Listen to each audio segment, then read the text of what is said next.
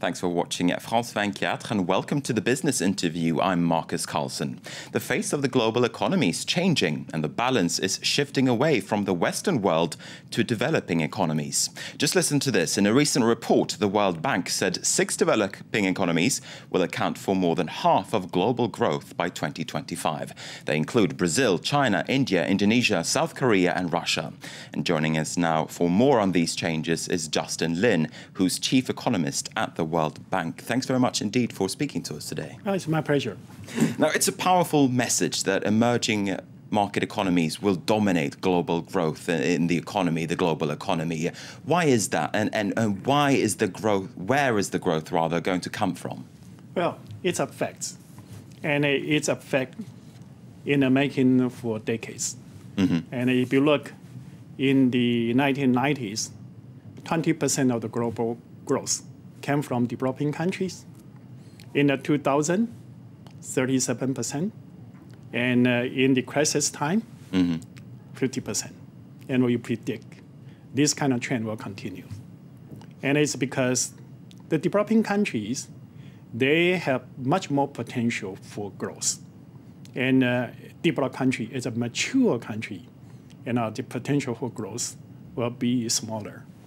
But is that a foregone conclusion, though, that emerging economies will dominate global growth? Aren't there any downside risks when it comes to their development?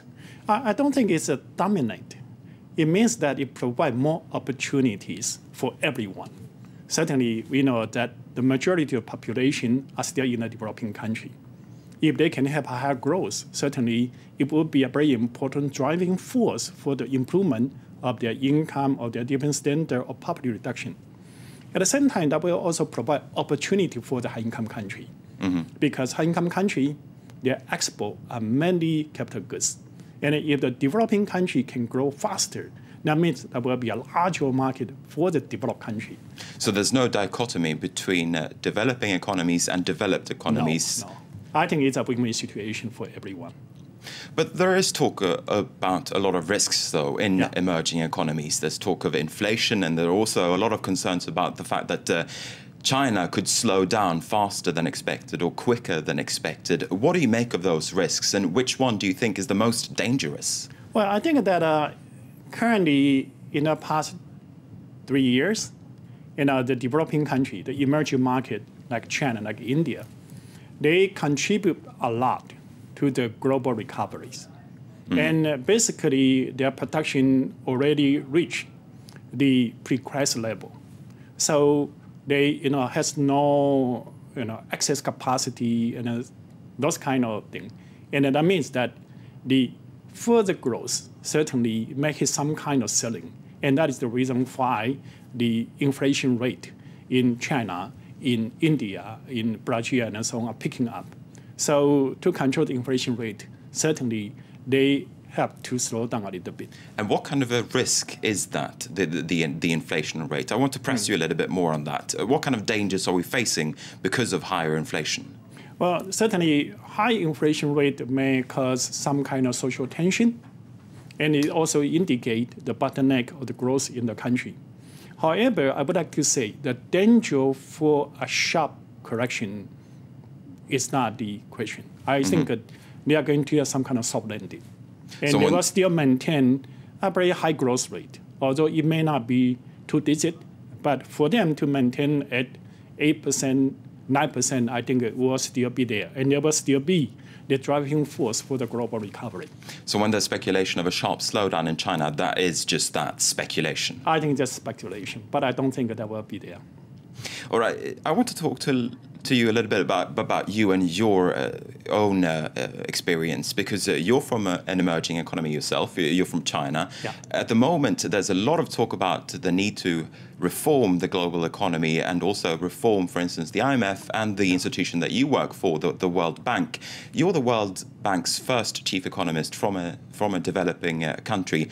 Do we need to have more people like you? Well, actually, in the World Bank, now we have a lot of people from the European countries. For example, we had 3 managing directors, and all of them come from developing country.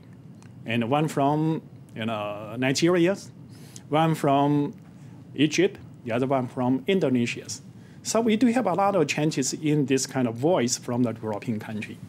Certainly, I think the international organization need to reflect the change in the global landscape. And now developing country, each contributing to the global economy increasing, their voice, their representation need to be increased.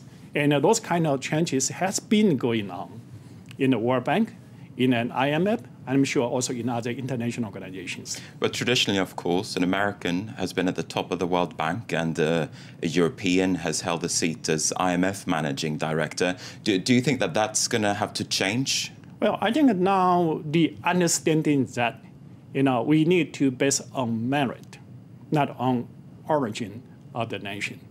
And who should be the head of this institution, or that institution should be determined by the member country of those institutions. So you're saying that there are a lot of candidates with merit from emerging economies as well. And now, of course, there's talk of Christine Lagarde taking the head of or becoming IMF managing director. What would you make of that kind of move? Well, I think it's a good sign. And I'm sure the final person to be elected, he or she will feel happy because the selection is based on merit. Now, of course, you're not from the International Monetary Fund yourself. You're from its sister institution, the World Bank. But do you think that Christine Lagarde would be a good person to have at the top?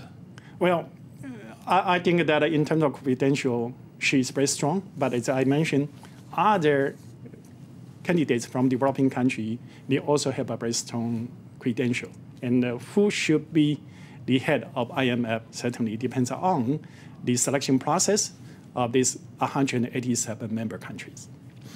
All right, let's move on to another topic now. You're in Paris for an annual World Bank conference on development. And the theme this year is broadening opportunities for development. Talk us through what exactly that means. Well, certainly, we hope to have economic development that benefit all the people to make it inclusive.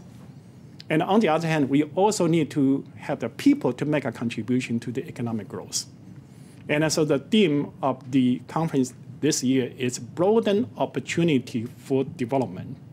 On the one hand, we need to make this economic development process create more and more jobs, so all the people in the country, in the economy, they can benefit from the economic growth. But so it's about including everyone in development and in the economic growth. And they need to increase the job opportunity and so on. And at the same time, we also need to enhance people's ability to take the job, to make a contribution. And so in this conference, we try to explore this dimension of development from both sides. Let's talk about one of those issues that you just mentioned there, job growth and making sure that people actually have employment. How do you encourage that at this point? What's your solution at this stage? Well, if you look economic growth rate in quite a number of countries, in Africa, in North Africa, and in other parts of the world, their growth rate was quite remarkable. It reached 6%, 7%. But the job creation has been very slow. So that gives us some kind of new reflection. Maybe we need to change the growth pattern a little bit, because we know that jobs will be created in the agricultural sectors, jobs will be created in the manufacturing sectors, jobs will be created in the service sectors. And we need to explore the opportunity in those areas which can create more jobs. At the same time, we also need to enhance people's ability to take those kind of jobs. Sometimes you have job opportunities, but people are not qualified in terms of education, in terms of their capacities. And in that case, even if you have opportunity, people may not be able to take the job. And so this is an opportunity for us to reflect what happened in the past so we can chart a path for the future. And how do you do that? Well, certainly improve the understanding, improve the policy framework, and then implement, translate those kind of understanding and into policy and also into training, education, facilitation, enabling environment. Would you say that job growth and employment is the #1 key to development at this stage, or are there other factors that we also need to take into account? Well, at this stage, certainly that is a very important issue because we see what happened in North Africa and the Middle East. And one of the challenging issues certainly is the young people, they may not get the job opportunities.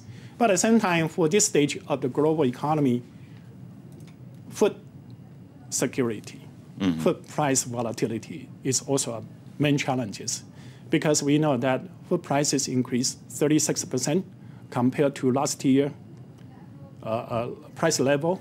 And because of that, 44 million people, they drop into poverty. But just very briefly here at the end, how do you get those global food prices down? As you say, we have seen them staggering, or we have seen them increasing a lot lately. Well, there's a long-run solution and short-run solution. For the long-run solution, certainly you need to increase agricultural productivity, produce more. And for the short-run solutions, well, you need to increase the transparency to the people, understand how large is the stock, how large is the production that will come. And secondly, we also need to, encourage free trade because sometimes the high price was as a result of poor policy intervention. Supposedly, some country want to ban the export. Then I'm sure the price will, overreact. And the third thing is that we need to target the vulnerable people. We need to have some reserve. We need to have some financial resources and to mobilize timely to provide some kind of emergency relief for the poor people who are hit by these high prices. All right, Justin Lin, unfortunately, we have run out of time. Thanks very much once again for speaking to us today. It's my pleasure.